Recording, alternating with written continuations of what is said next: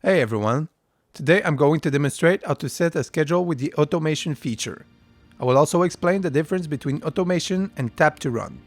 First, let me explain the difference between the two of them. Tap to run is an action you create that needs to be triggered manually, which means that if you want to activate it, you simply turn it on and then off to deactivate it. Automation, on the other hand, is an action you create that will trigger automatically. It can also be turned off from a menu, but the possibilities are very different. Now, let's take a look at both options. First, press on the Actions button. It's located on the bottom middle of your screen. You'll be redirected to the Tap to Run page. Let's see the features it has to offer. To do so, press on the plus icon on the top right side corner of your screen. You will now see the following options. Launch Tap to Run is the only option that will create an actual tap to run. The other options below will create an automation.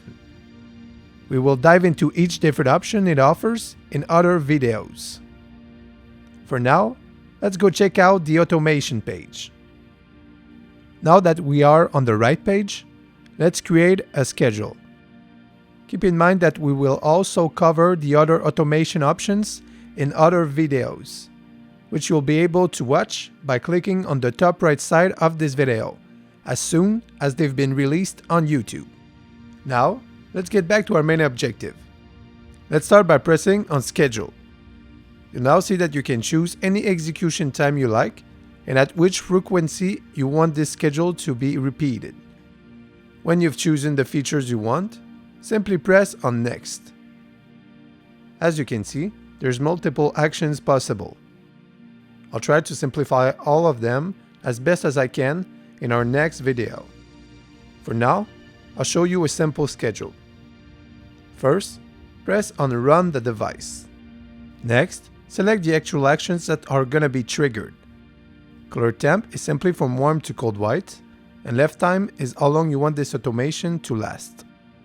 If you set the timer to 0, the effects you've chosen are going to stay active all the time, until you turn off the automation manually.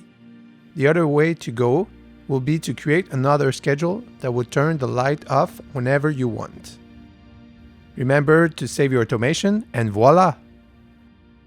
I hope this video was helpful. Thank you for watching and see you next time.